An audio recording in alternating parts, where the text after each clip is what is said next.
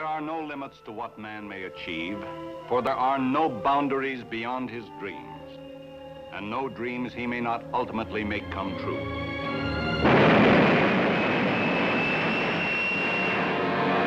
Destination, space.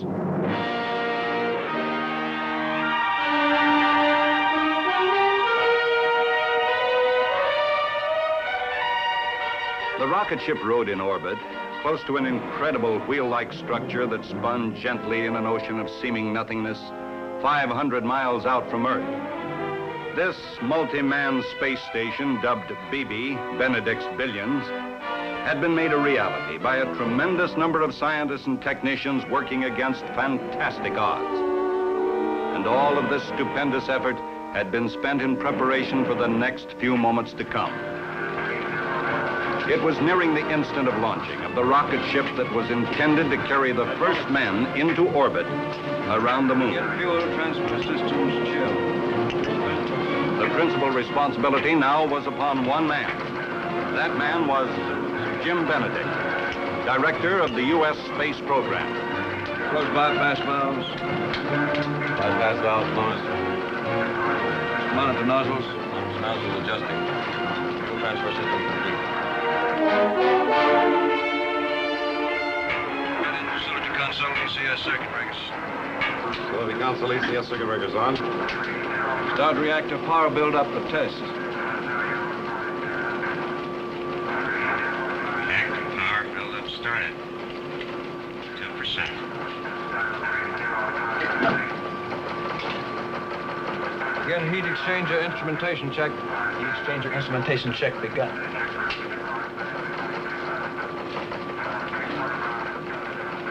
Advance reactor power to 10% criticality. Reactor power advanced to 10% criticality. I'm worried about you. Preset Vernier engines Firex to run position. Worried about what? Vernier engines Firex preset the run position. Happy you're getting a mite old for this sort of nervous strain. Young man, it makes me as happy as a sockeyed salmon swimming upstream. Program heat exchanger. Heat exchanger programming. Doc, do you have a confirm on rod control reading? Affirm. Criticality holding 10%. Gradient advance tracking curve. Dave, may we have a check on your stellar inertial platform stability? Locked up. Guidance tracking. Redundant systems in full sync. May we have a report from tracking stations?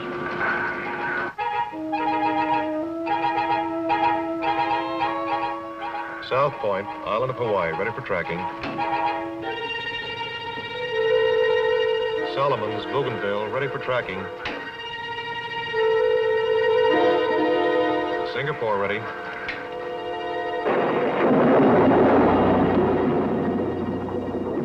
Ready at Nairobi, Kenya. Jodrell Banks, Manchester, England, ready.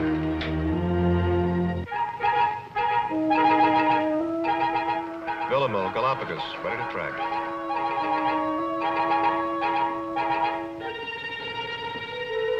Barrow, Alaska, standing by, ready for tracking. This is ground communication control. Dr. Andrews is ready. Dr. AA, do we have a confirm on manual override? Pre-programming vector to target on alternate emergency intercept courses. This is Dr. Andrews. Confirm programming. A Alpha, B Bravo, C Charlie, D Delta. Dr. Logan, do we have a confirm on alternate Vernier fuel calculations? Confirmed Vernier fuel calculations on alternates now telemetering for conditions K Kilo, L Lima, M Mike.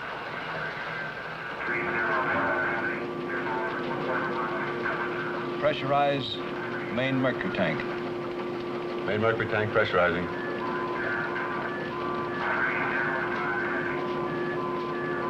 Pressurize auxiliary mercury tanks. I'll be glad when this one's over.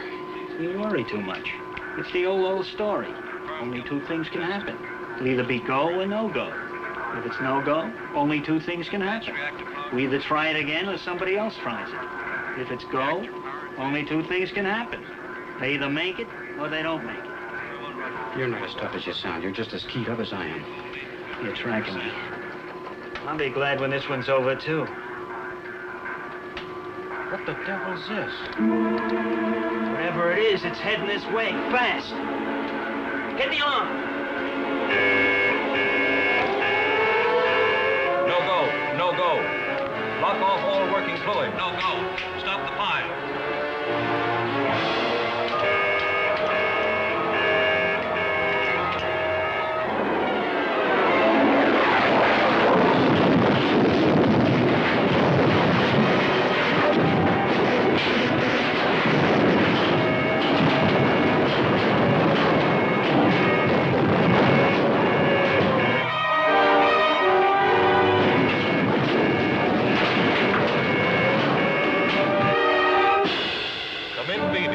Come in, baby. This is ground communication control. Over.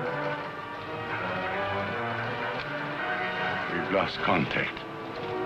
GCC calling BB. This is Captain Schramm aboard rocket ship. BB in collision with meteoroid. Stabilize orbit. Stabilize orbit.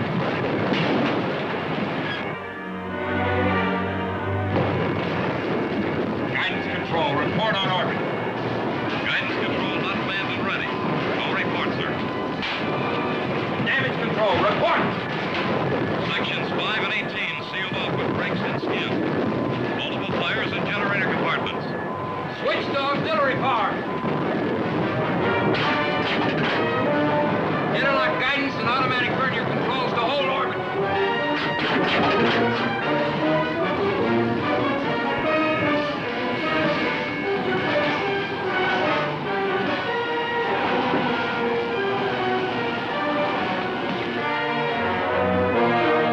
GCC calling BB. GCC calling BB. Come in, please.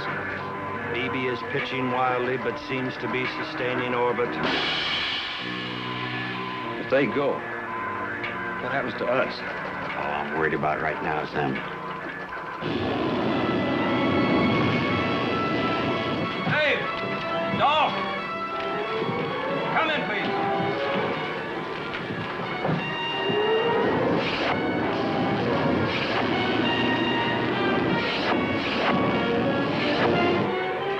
Benedict to rocket ship. Dolph, Dave, come in. Can you hear me? Come in, please. Okay, here, Jim. How about you? Some damage, but I think we're going to be all right.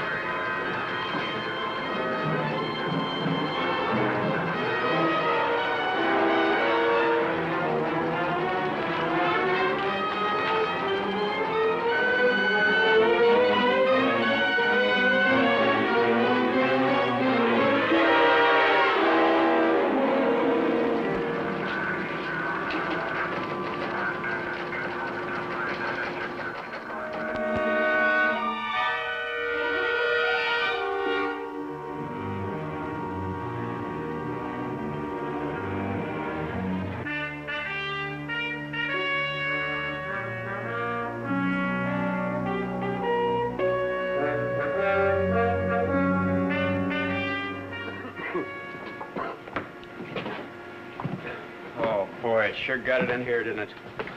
Yeah. Guess it's what you'd call beaten up. We'll have to rebuild the entire package. What luck. Don't crab about luck. If that thing had collided with us directly, then nothing left. Barely grazed us. This is only part of the damage. Is there much other damage? 2 other sections are ripped up a little. The important thing is nobody was hurt badly. I'm grateful for that. And we held it in orbit. That's something else to be grateful for. Still one more thing we can be grateful for. At least this is one setback they can't blame on us.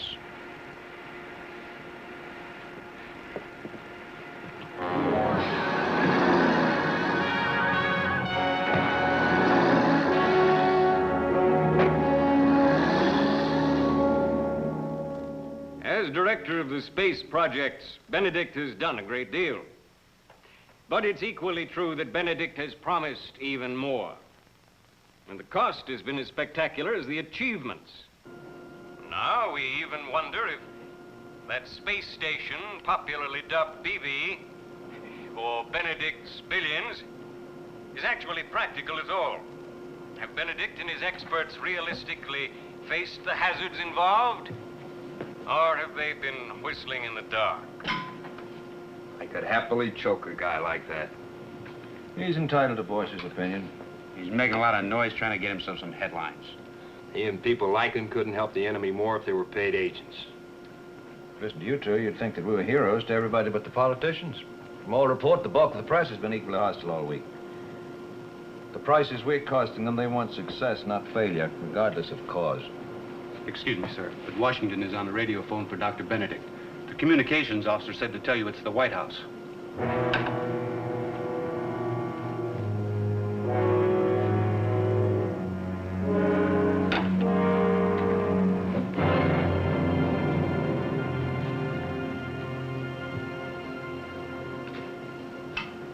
And that man's name is James Benedict.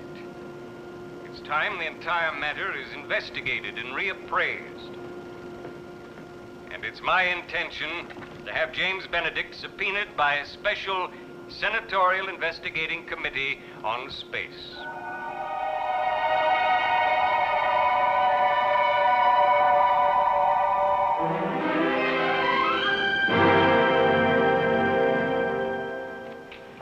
Well, what did the president say?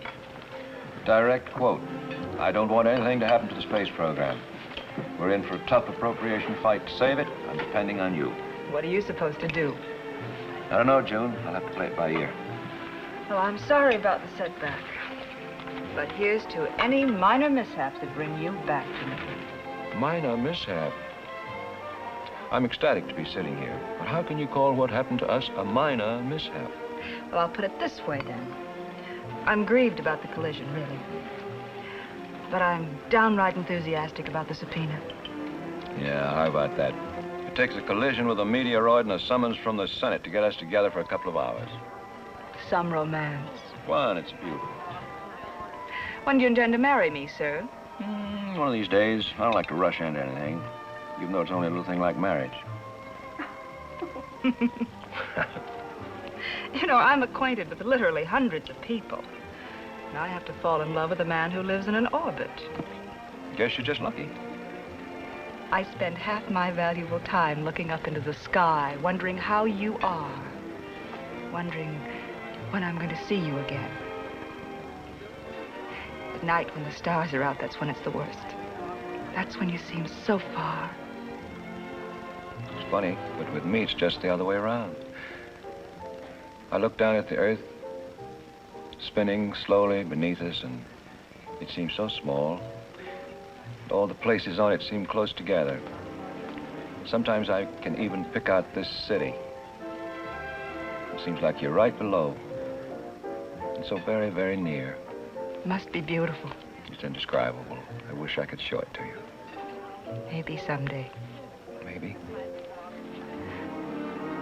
What you do is so important. I wouldn't have it any other way. I'm very proud of you. I'll be glad, though, when you're back to stay. I hope you don't mind. I invited Kim to join us for Dave's sake. Of course I don't mind. Hi, Jim. Hello, Kim. Oh, Jim, gee, it's wonderful to see you. Thanks. You're kind of a stinker. I haven't heard from you all week long. You're never home. I phoned you for 3 days. I tried for hours to get you this morning. Well, that kind of proves that one of us is a fraud, doesn't it? Jim, you really are looking just great. Because I lead such a relaxed life. May I take your order, ma'am? What are you two having? A mixed green salad. Yeah, that'll do just nicely, thank you. You're looking pretty trim yourself, Kim. I've been eating like they were going to prohibit it tomorrow. I have put on 5 pounds. It doesn't show. Oh, yes, it does when I stand up. Oh, come on. Now, stop being evasive. Tell me everything, Jim, because I want to hear it. Well, let's see.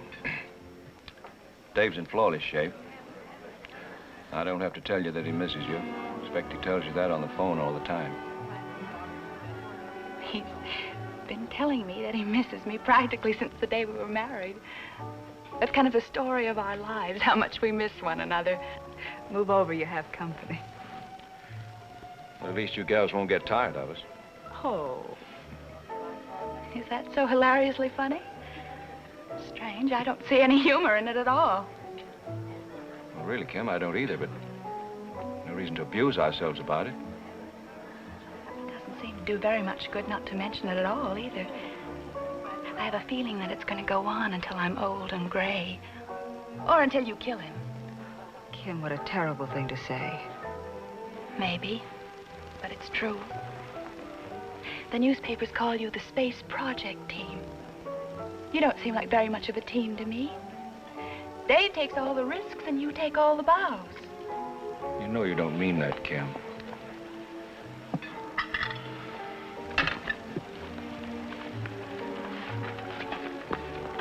Tell me about the accident. There's not much to tell beyond what you've already heard and read. We were close to the finish of the countdown, just happened to run into a fair-sized meteor. Suddenly we found ourselves with all bets off. So what happens now? We have to shuttle up parts, prepare the station, and we reschedule and try it all over again. That is, if we come through this investigation successfully and still have the funds. Do you know, when I heard about the collision, I almost died. There was a news flash. And it was horrible. And I said, Kim, this is it. This is what you've been waiting for. You've been sitting out your whole life waiting to hear that Dave is dead. And that he's gone forever. It's hard on you, Kim, I know that. And I'm sorry. You're not sorry. If you were, you'd stop pushing. We can't stop. This is something we all believe in. Oh, I don't. Kim, there's no reason to take it out on one another. So now I've got to face another long wait. While you reschedule things and try again. And then I'll see Dave for a few weeks. That is, if he comes through this. But then there'll be another project.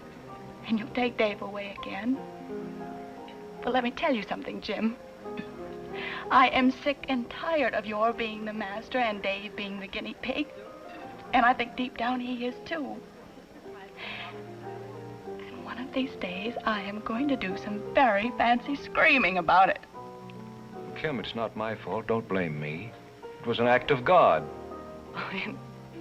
In that case, there's nobody to blame but you. Because that's the role that you play.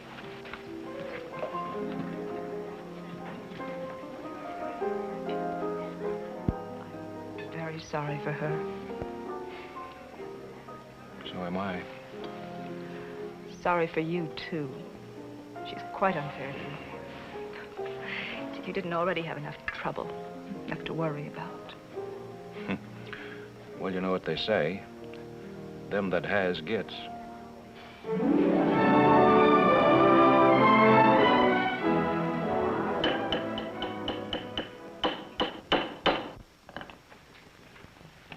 At this moment, is the satellite in particular hazard because of the damage sustained? No, sir. It has ample auxiliary power to keep it functioning within safety factors. But until repaired, the station's usefulness is impaired. Dr. Benedict, for the record, how much of the damage to the satellite resulted directly from the collision itself? Well, little, actually. The meteoroid was a large one, but it fortunately merely scraped us, coming in contact with this upper portion of the structure, causing some tearing of the skin to section 18 and to section 5 from some hurled fragments.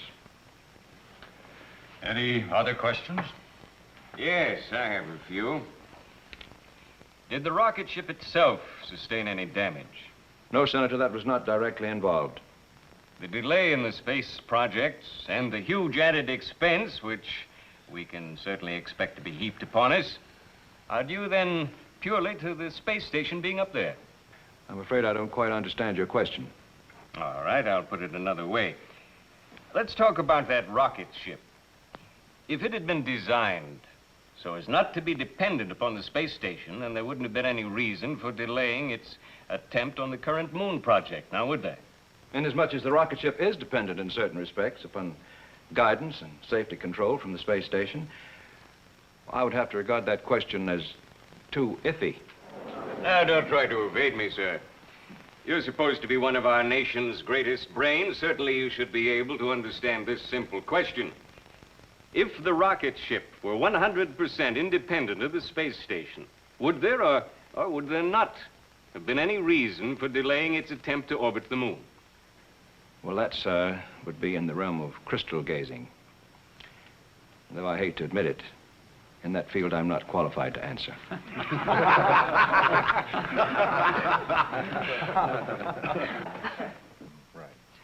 How soon after the station is repaired will the rocket ship be ready again to make the lunar attempt? A whole new system of procedures will have to be set up. The moon will be in a different position with relation to the Earth-Moon orbit around the sun, but these preparations should all be finished long before the space station is repaired. The statement you've just made establishes beyond one iota of doubt that the principal delay is due to the time required to repair the space station. I would say there could be no question about that. Fine. Then if that is so, then this follows. We all know that launching a rocket from the surface of Earth involves many problems that are avoided by starting it from a high-speed orbit above our atmosphere. But a great number of missiles have been sent into space from the surface, and it seems that a big enough rocket for this present moon job would have been easier to attain and a lot cheaper than building that white elephant of a space station we know all too well as Benedict's billions. It's unfair. That's what it is. Unfair. It's unreasonably, unjustly, unequivocally unfair. It's unfair, all right. You're doggone right it's unfair. You know me. I never get mad. Nothing ever makes me mad. I don't allow myself to get mad. But there, I'm plenty mad. Dr. Andrews is right, Jim. This isn't a hearing. It's a mammoth soapbox. And Senator Royce is using it for personal speech-making. You're quite right, You're exactly right. The man's grandstanding. And he doesn't care who he hurts or what it costs. I'm used to it. It's practically a normal environment for me. Besides, it's not just me he's after. It's the wheel he's opposed to. Nonsense. He's opposed to everything we've done. He fought us from the very beginning, knowing that the publicity would make him famous. All right, that's true. So he's a demagogue, and so he makes loud and repetitious noises until the impressionable begin to listen. But I still have faith in the majority of Congress, and I have faith in the man in the street. He can be swayed this way and that, but when the truth eventually gets to him, he knows where to stand and what to support. We haven't got time to wait for the man in the street. By the time he's made up his mind, we'll all be busted and out of business. That's exactly what worries me. I wish you two would eat your lunch. That's what the recess was for. Now, let's keep it official. Oh, no, I don't feel like it. Every time I think of that fabricating, phase-making phony, I lose my appetite. No wonder. It must be awful to be a sitting duck for an utter nitwit. It is.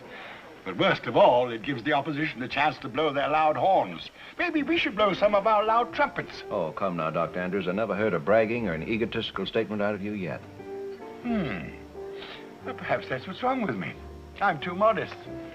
Dr. Logan here's too modest. You're too modest. And the thousands of people who work for us are too modest. Well, what do you want us to do?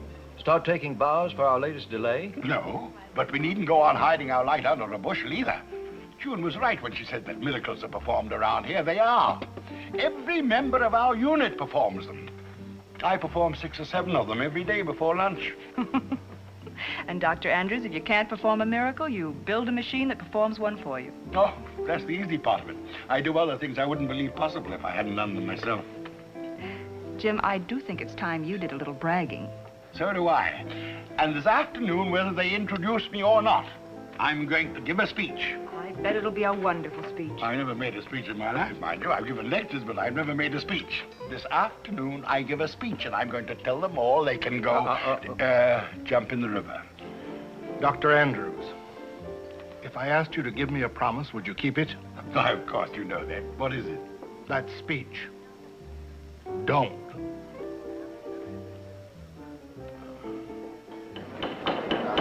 Mr. Chairman. Dr. Benedict? Before the lunch recess, Senator Royce made a statement about the space station, intimated its use being limited merely to its being a jumping-off place. Well, I think it only fair to place in the record a correction to that impression. Proceed. Freed from Earth gravity and atmosphere, the space station is a complex working base from which many highly critical functions are performed. Weather forecasting, astronomical observations, radio and television relaying, and many highly important military uses, only one of which is global reconnaissance. Oh, now, Benedict, we've had all sorts of satellites in orbit, telemetering back data long before you built that contraption up there. Yes, we still have. And I might add that the station is now servicing some of those very units. But let's forget all of that for a while and let's talk about some facts of life. We don't intend only to send up a manned missile to orbit the moon. That's only one step in our program. We intend to make a soft landing on the moon. We intend to establish a base on the moon. A base that will need to be continuously supplied. Now, of course, all of this could be done by sending up missiles from the surface of the Earth. But to do this in such an obsolete way would cost billions and billions of dollars, more than what has been spent on BB. And this apparatus, Benedict's billions, is in orbit now and is operational. That's a broad and loose use of the word. I can hardly regard so delicate and vulnerable an installation as being operational. It, sir, is operational. There are equally learned scientists who feel that it is delicate and unreliable. Any number of these scientists talk to me, and I can tell you they have my ear. Now, what do you think of that? I think it's lucky, sir, that it's your ear they have and not mine.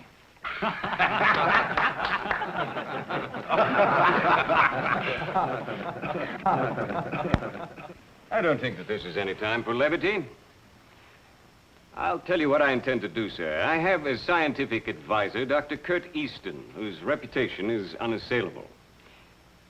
I'm going to see that he's appointed to return with you as official observer on the station. I think we've arrived at the moment when this committee is entitled to some first-hand reports which may not necessarily be in concert with yours and your personal organization. And I can tell you the Pentagon better not try to block it. If this committee sees fit to appoint such an observer, I assure you no one will try to block Dr. Easton.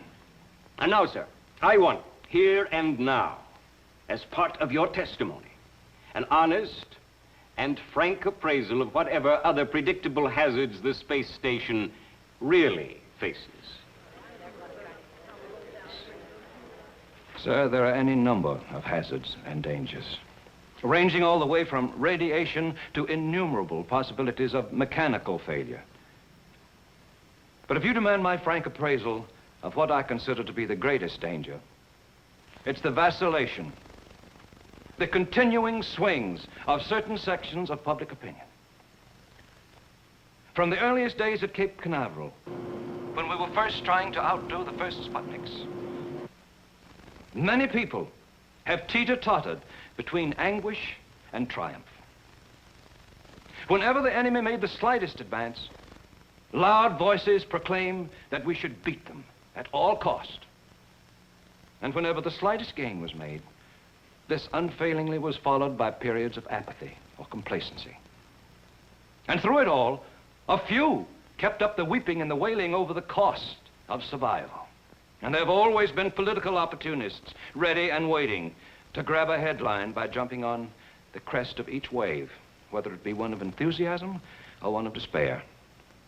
Those of us on these projects are well aware of our responsibilities. And we recognize the value of committees such as this one, calling us in from time to time for a reckoning.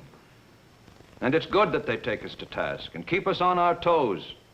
It's of little importance whether one by the name of Benedict bears the principal responsibility or someone else. I do not speak for myself, except to say that if I seem to be failing, I should be replaced immediately. But let us make up our minds once and for all whether we want an all-out space program or not. And if we decide that we do, as I pray we will, then let us remain constant to that purpose. And in the name of the future of our country, let us stop being like a changeable wind, blowing hot one day and cold the next. Instead, let us go forward in the American way, pioneering new frontiers without fear, taking pride in accomplishment, yet facing dangers and disappointments with resoluteness and without qualms and complaint.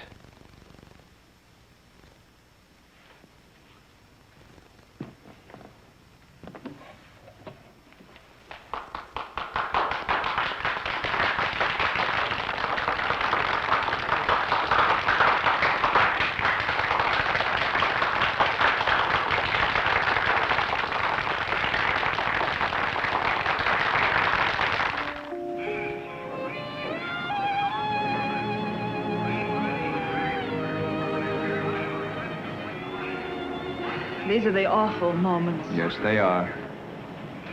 I'll be thinking of you every second. And I, you.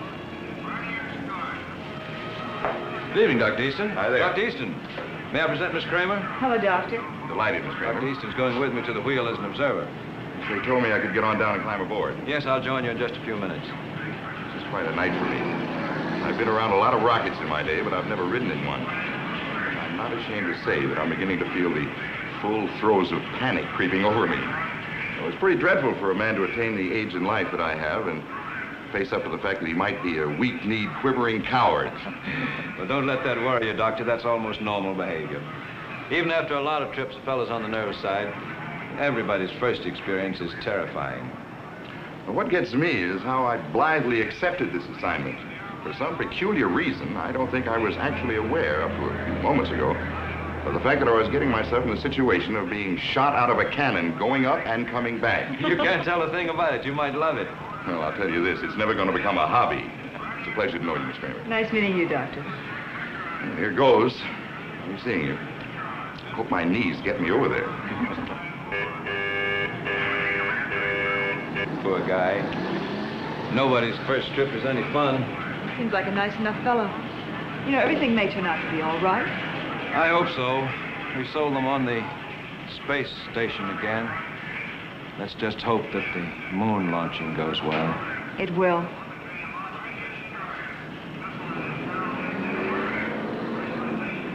We won't be leaving for hours yet, probably not until after sunrise.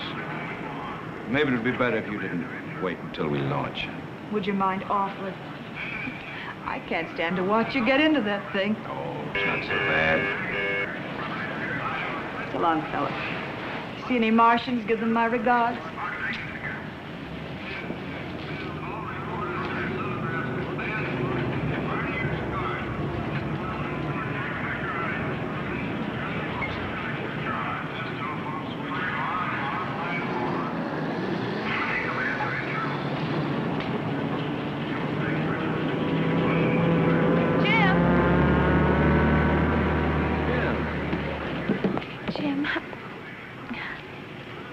I don't know what to say to you.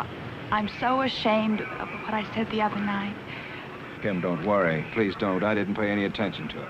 I wouldn't do anything to hurt you. You know that. Of course. I don't know what gets into me. I don't know why I act the way I do. You do understand, don't you? Of course I understand. It's rough on you as it can be with Dave away all the time. You don't understand. Oh, Jim. Can't you see the way that I feel about you?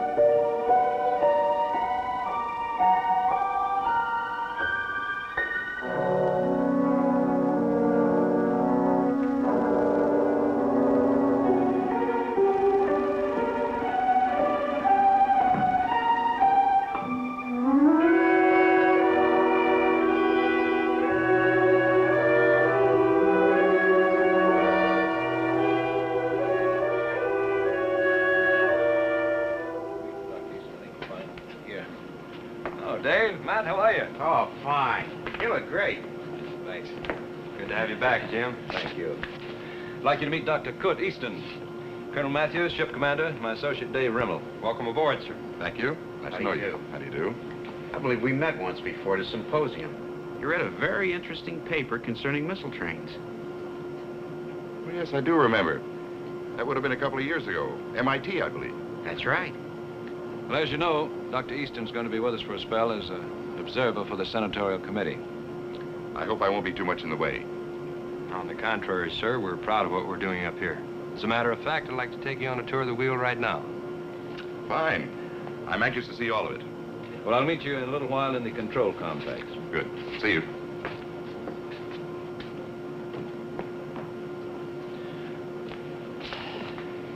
How was it? Pretty rugged? Not bad. We have the majority of Congress on our side. You did a beautiful job, Jim. We were all proud of you. You gonna be much of a headache? Who knows? I'm glad of one thing. They sent us pro, even if he does happen to disagree with some of our ideas. But we can win him over on our side. Hope so. I don't have to tell you how important it is that we do. You see Kim? Of course. How was she? Just fine. I'd say she was in excellent health. How'd she act? Friend or enemy? Well, I only saw her for a couple of times. First time, she was a little feisty. But the second time, she was warmer. Great. She's gonna end up loving you.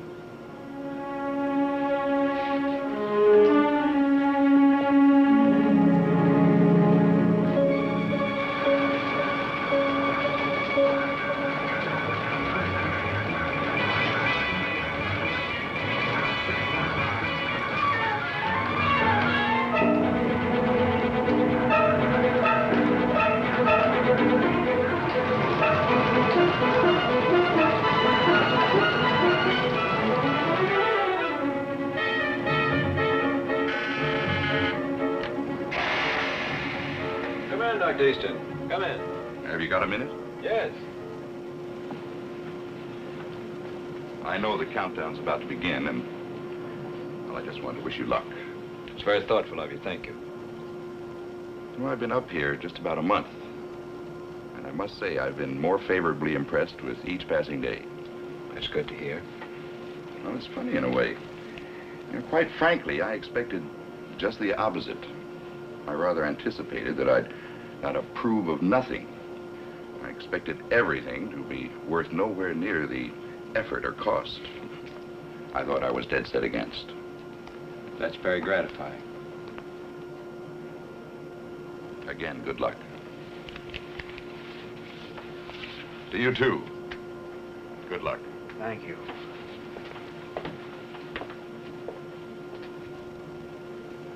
Well, we're ready, Jim. We're about to get over the rocket. Take good care of yourself, baby. Don't let anything happen to you. I'll try, believe me, I'll try. I'll go down to the airlock with all of you. Jim. Yeah? I know I'm repeating myself. Stop worrying about Kim.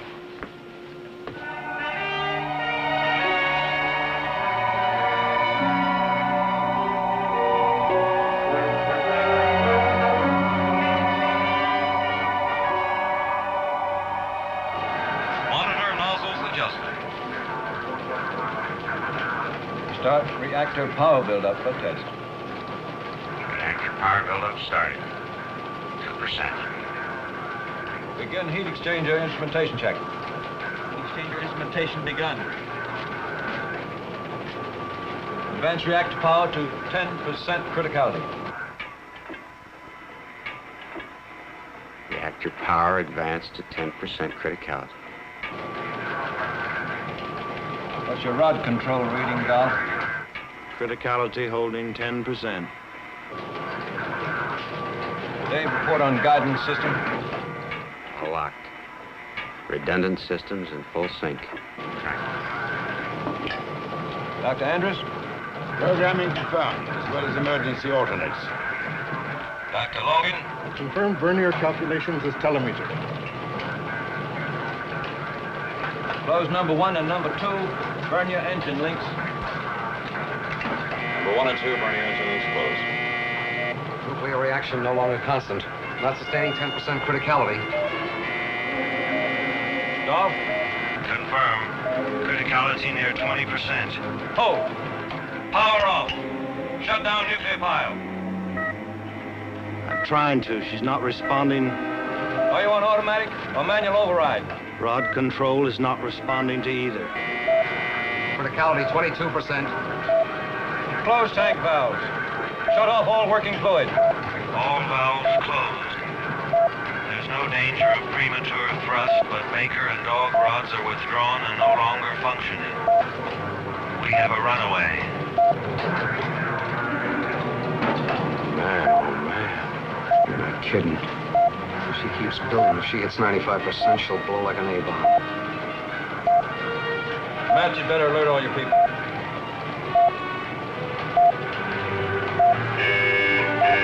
Attention, all ships covered. Attention. This is Colonel Matthews speaking. We're faced with the possible nuclear explosion of the rocket ship. All personnel man emergency stations. Man emergency stations. Secure all compartments. Secure all compartments. Damage control parties, stand by. What's your guess, Dave? I'm trying to figure. Seems like it's got to be something in the servo linkage. 24. We've lost pressurization and thermal control in Charlie component. Jim? Can you give me a reading of pressure and temp in Charlie component? Sergeant, pressure and temp lost in Charlie. That's your trouble. The servo linkage will be broken in that area. Criticality 26%. Got to get that pile closed down, and there's no way of doing it while those rods are out. No way until we know exactly what's fouled up. 28%. Those are secondary servo units in that component. They activate the pneumatic system of the reactor. I can climb in there through the central column if we got enough pressure. Damage control, manned and ready. I'm afraid that may take too long. I've got to try it. Guidance control, manned and ready. Go ahead. Pressure and thermal control, manned and ready. If that rocket blows up, it will blow us up too. We're at a calculated safe distance. Probably rock us. We'll probably lose orbit, but we'll probably live. Is that all you're worried about? I didn't say that. I'm not exactly enjoying it.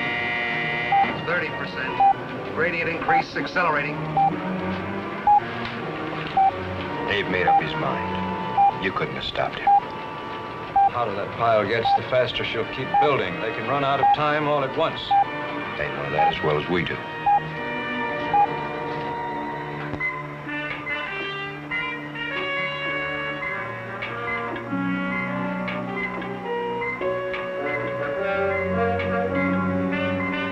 Ready now. Net pressurization. Depressurized rocket. Criticality 32%.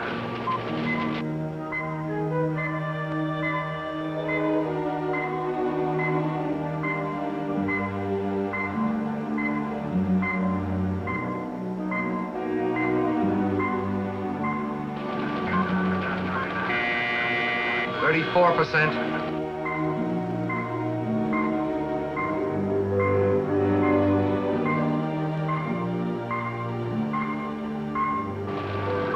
Dolph, is Dave able to get through there? Yep, he's making it. 36%.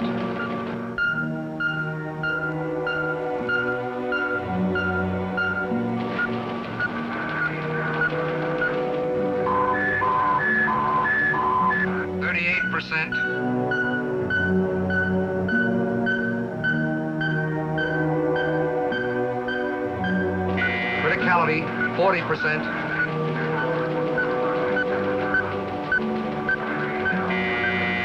44%.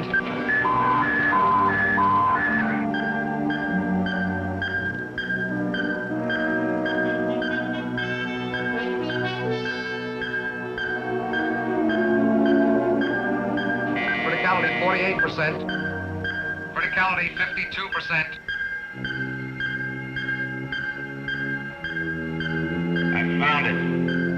I found it. A small bleed-off duct of a hydraulic conduit burst. Fluid blew out in globules, froze against one of the servo units of the rod activator. It's jammed with ice.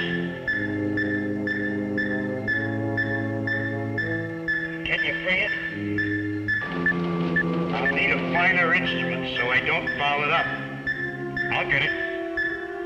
At the rate the pile's building, she'll explode before you can accomplish anything. I can make it. No, I don't want you to try it.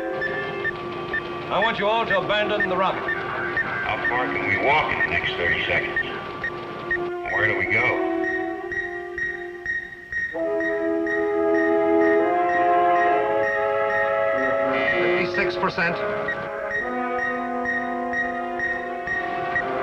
Dr. Logan, even if he frees it, will it operate with the bleed-off duct broken? Yes.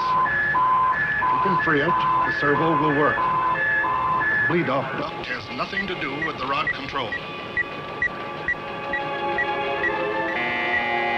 58%.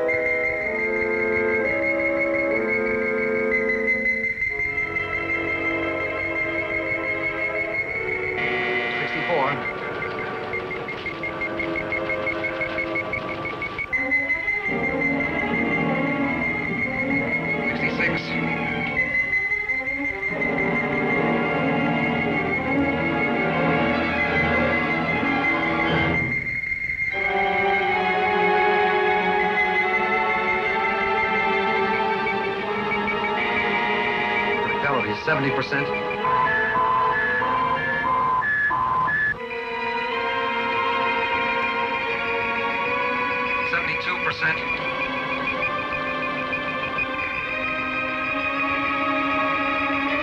Now, get back to the controls. Let me know if I free it.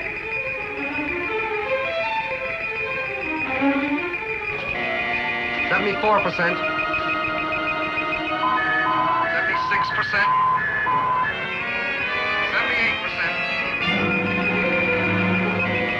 80%. Any action yet, Tom? No, not yet. She's still stuck. 4%.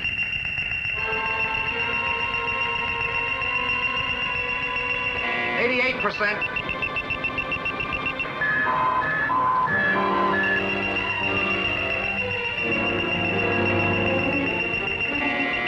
90%.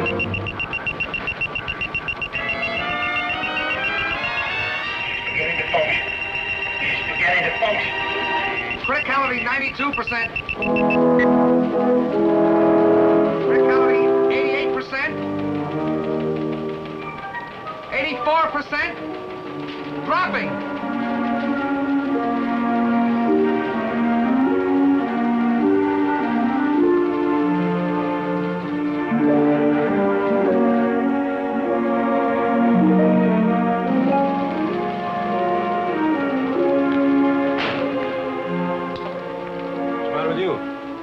More delay. Another month. You're right. But it's a month that Dr. Easton can help explain.